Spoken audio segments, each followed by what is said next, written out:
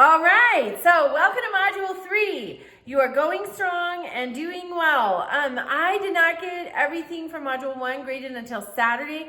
I am really going to try to get Module 2 graded earlier just so you have that feedback because now everything you're doing is building toward that project. So last week's discussion was optional. This week's is mandatory. So you're looking at life writing.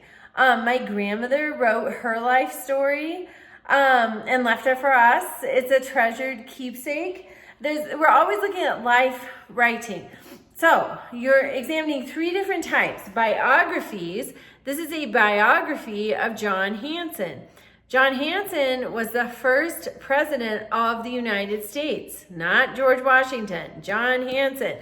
When we first declared our independence, we had a governing document, the Articles of Confederation, and John Hanson was the president under the Articles of Confederation. George Washington was the first president under the Constitution. But this is a biography. It's written by someone else, written by Peter Michael about John Hanson. And it says it's a biography. All right, so there you go.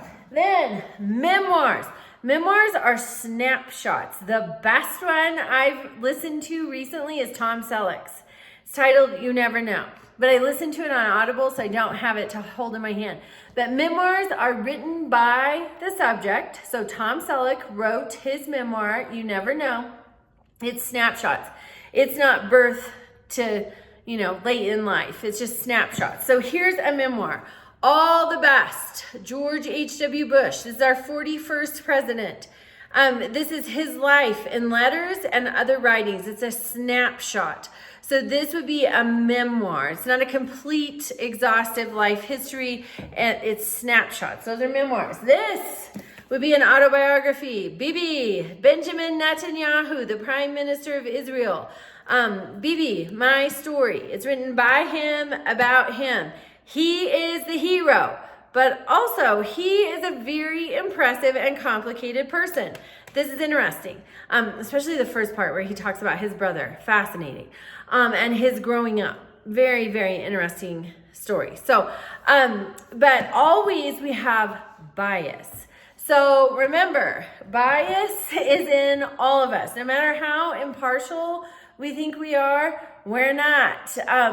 2 people can view the exact same event and they are going to see it differently because it filters through all of their experiences, their life history. That creates a bias. It creates a view. So be aware of that as you're looking at these life writings. Okay, so you have your discussion post. Your initial post is due on Thursday. Reply to 2 of your peers. Remember, discussions by their nature.